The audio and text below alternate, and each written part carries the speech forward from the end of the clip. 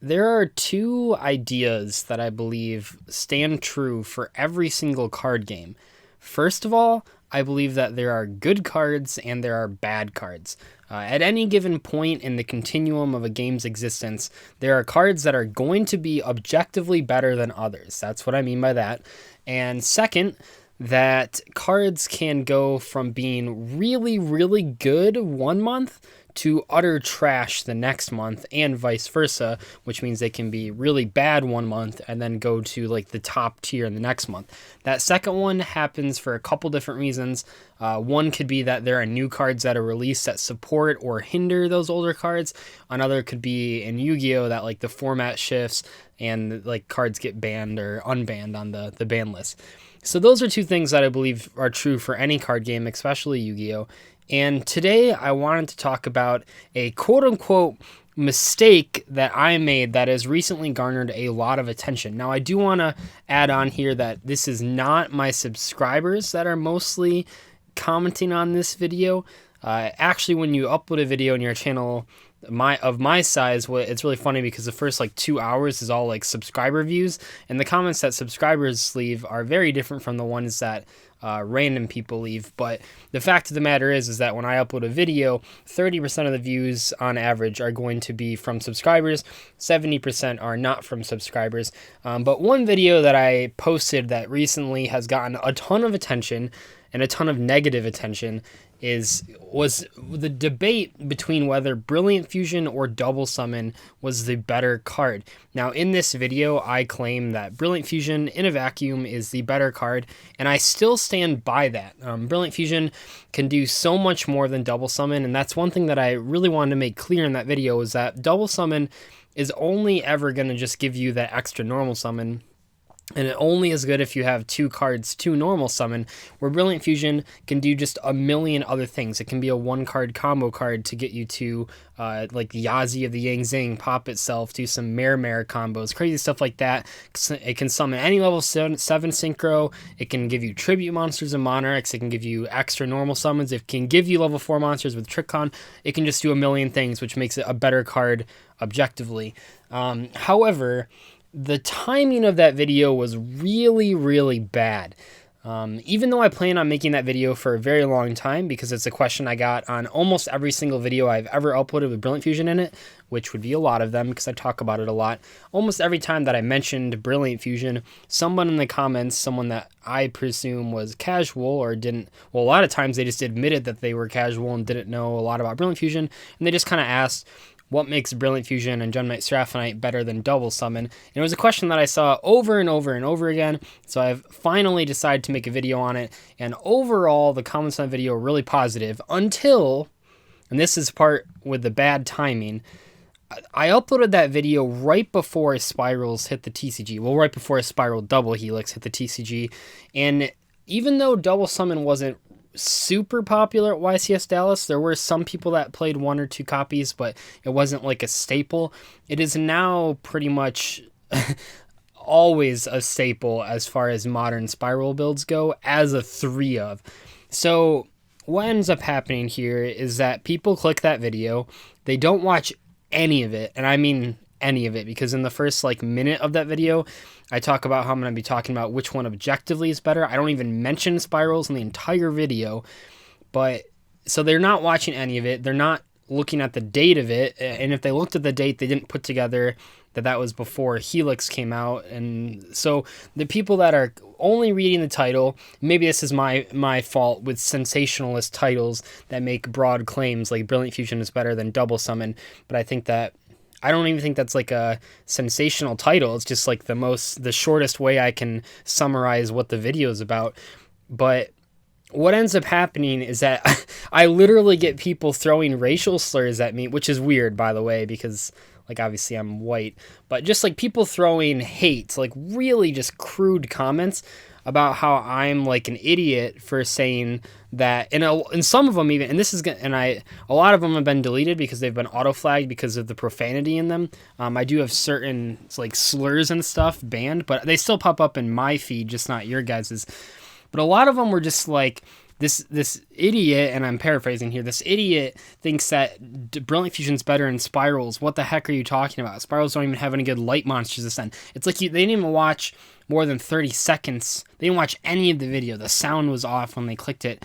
And that's insane. And I know this happens. Like, obviously, I know what happens when older videos get watched, and I know what happens when people that don't watch the video comment on it. I know that all this happens, but this is just so surprising to me because maybe it was my fault with timing, but I think it brings up a greater discussion of how this has happened before. So the first instance that I've thought of when I went back and read those double summon comments was Tour Guide from the Underworld. Now, if you weren't out when that card was released, when it was released, even though I believe at that time we had some idea of what XYZ monsters were, I think they were released in the OCG by that point, or they were just about to. Even though we knew that those existed, Tour Guide was only like a $20 card, and that might sound like a lot depending on how long you've been playing the game, but if you were around like 3 months after it was released, right away when we got the first XYZ structure deck, Tour Guide shot up to like $100, and at one point peaked at like $180.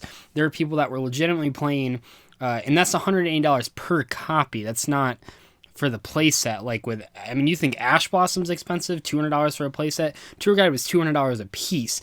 And that's a great example of how, even though you know what's coming out in the future, no one, I don't want to say no one, but the vast majority of people did not predict the card would go up that much. It was just insane. Similar to how I knew of Double Helix's existence, and even though I don't follow OCG deck lists, I'm sure some of them are playing Double Summon, especially because, you wouldn't really play Brilliant Fusion in the deck, but I'm assuming that some of them play Double Summon. Maybe I should have looked that up.